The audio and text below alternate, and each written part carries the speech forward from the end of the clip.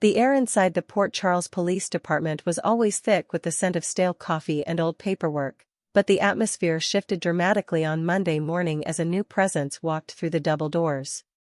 Detective Joe Fitzpatrick made his grand entrance, a man whose reputation preceded him and whose sharp eyes missed absolutely nothing as he scanned the squad room. Dressed in a crisp suit that contrasted with the slightly weathered look of the local detectives, Joe carried an aura of absolute authority and an arrest warrant that was bound to shake Port Charles to its very core. He was not there to make friends or ease his way into the department. He was there on a specific mission to haul in one of the town's own residents, and his presence immediately rattled the desk sergeants and officers who sensed that a storm was brewing. Before the ink could even dry on his arrival paperwork, Joe found himself cross-referencing files that intersected with some of the city's most volatile players. Meanwhile, across town at the mayor's office, Laura Collins was pacing the floor, her mind consumed by the terrifying blank space where information about Anna Devane should have been. For weeks, the silence surrounding Anna's whereabouts had been a heavy blanket over the city, halting multiple high-profile investigations and leaving her loved ones in a state of suspended panic. When a secure line finally rang, Laura received an update that made her blood run cold, offering a glimmer of insight into the labyrinthine plot that had snatched Anna away, though it opened up far more questions than it answered. Laura knew that she had to handle this intelligence with extreme caution, as one wrong move could seal Anna's fate forever, forcing her to carefully calculate her next steps before sharing the news with anyone else. Deep beneath the historical stones of Spoon Island, inside the cold and suffocating confines of the Windmere Catacombs, Jocelyn Jacks was living through her own waking nightmare. Kept captive in a hidden room that had once served as a historical holding space for hostages, Jocelyn refused to let terror consume her, instead using her sharp intellect to analyze every single detail of her surroundings. Her captor, the mysterious man operating under the moniker of Nathan, checked in on her to deliver a meager offering of supplies, completely unaware that Jocelyn was actively working to dismantle his composure. When she pointed out that isolation would break her mind and demanded something to occupy her thoughts, Nathan returned with a simple deck of playing cards, an offering that Jocelyn intended to weaponize as a psychological bridge. As they began to interact over the cards, Jocelyn's sharp eyes caught a subtle, disturbing clue etched into the very framework of her cell, a piece of physical evidence that suggested Anna Devane had been held captive in this exact subterranean cage before her.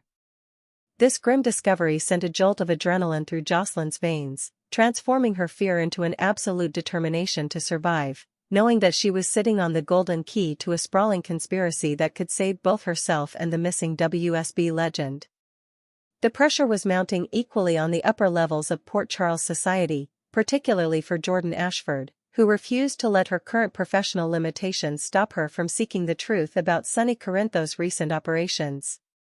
Jordan cornered Justine, using every ounce of her investigative grit to press for information, determined to squeeze out the truth regarding how deep Sonny's reach extended into the current crisis.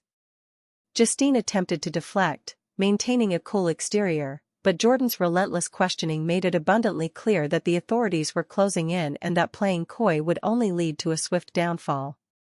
The tension between the two women was palpable, a high-stakes chess match where every word was a calculated gamble, and the shadow of Sonny's criminal empire loomed large over the conversation. Not far away, in a quiet corner of the city, a much softer but deeply emotional scene was unfolding between young Emma and her grandmother, Felicia Scorpio. Felicia had dropped by to offer comfort and a sweet treat, but the fragile emotional dam holding Emma together completely burst after a minor, frustrating accident where something shattered on the floor. The broken pieces served as a catalyst for all of Emma's bottled-up trauma, and as she wept, she finally opened up to Felicia about the overwhelming weight she had been carrying, laying bare the deep scars left by the recent chaos that had upended her entire world. As Tuesday morning dawned, the legal and criminal factions of Port Charles found themselves on an explosive collision course that threatened to tear down any semblance of peace. Valentine Cassadine, never one to let a crisis go to waste, was busy behind closed doors finalizing a highly complex, aggressive new strategy designed to manipulate the ongoing chaos to his absolute advantage. Valentine pitched his new plan with the smooth confidence of a master chess player, yet the sheer audacity of his scheme carried a massive amount of risk, threatening to pull everyone in his orbit much deeper into a dangerous web of deception. While Valentine plotted his corporate and personal power moves, Gio stepped up to offer a sturdy shoulder and unwavering emotional support to a fragile Emma, who was still reeling from her emotional breakdown and the terrifying uncertainty surrounding her family. At the same time, young Rocco Falconeri was reaching his absolute breaking point, his frustration boiling over as he wrestled with the immense psychological fallout of his family's fractured state and the constant pressure surrounding him. Rocco felt entirely abandoned and misunderstood by the adults in his life, and his growing anger threatened to manifest in reckless behavior that could easily put him in the crosshairs of the law. The conflict reached a fever pitch inside the walls of the PCPD when Dante Falconeri found himself standing face-to-face with the newly arrived Detective Joe Fitzpatrick. Dante, fiercely protective of his territory and deeply suspicious of the newcomer's true motives, did not hesitate to draw a hard line in the sand, confronting Joe directly and establishing a tense professional boundary. Dante made it unequivocally clear that he would not tolerate an outside cowboy disrupting local investigations or jeopardizing the safety of Port Charles residents, but Joe stood his ground with a chilly composure that suggested he possessed authority Dante couldn't easily touch. While the two lawmen locked horns in a battle of authority, Curtis Ashford was operating on his own dark trajectory, driven by a blinding desire for vengeance over the tragic medical crisis surrounding his family. Curtis sat down with Jordan to brief her on his latest findings, but it was clear that his focus had devolved into a dangerous obsession with making Isaiah Gannon pay for his alleged role in the recent catastrophe. Jordan listened with growing alarm, recognizing the classic signs of a man spiraling completely out of control, realizing that Curtis' unyielding rage was about to blind him to a trap that could destroy his future and land him directly behind bars.